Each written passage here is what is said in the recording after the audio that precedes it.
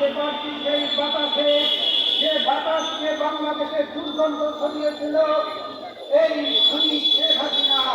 আজকে আপনারা শুনেছেন শেখ হাসিনা এই দেশ থেকে পালিয়েছে, কিন্তু শুধু পালিয়ে যান নাই, 15 বছরে যারা হত্যা লুণ্ঠন করেছিল আজকে বাংলাদেশের সেই আওয়ামী লীগ পর্যন্ত একটা নেতা কর্মীকেও পাওয়া যাচ্ছে না।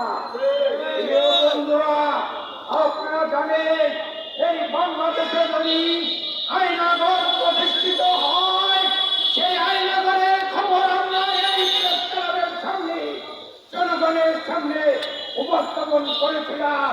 কিন্তু এই শেখুনি হাসিনার যে প্রশাসন ছিল তারা আমাদেরকে ভয় দেখিয়ে ওই আয়নাঘর নামে কোনো ঘর ছিল না।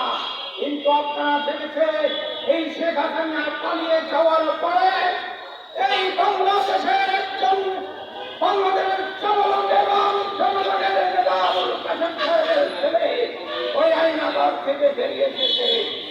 একটি কথা বলে শেষ করব, আগামীতে যদি কোনো ষড়যন্ত্র হয় এই ছাত্র জনতা শেখ হাসিনা বাংলাদেশ থেকে দাঁড়িয়ে গেছে, আমার সেই ছাত্র জনতা রাজপথে নেমে সেই ষড়যন্ত্রের বিরুদ্ধে আমরা পথে দাঁড়াবো। রাজপথে প্রতিরোধ দাঁড়িয়ে বাংলাদেশকে পুনর্গঠন করে, সংস্কার করে, গণতন্ত্রকে ফিরিয়ে এনে সকলের জন্য একটি আবাস দিতে পারবো, যেখানে থাকবে সকল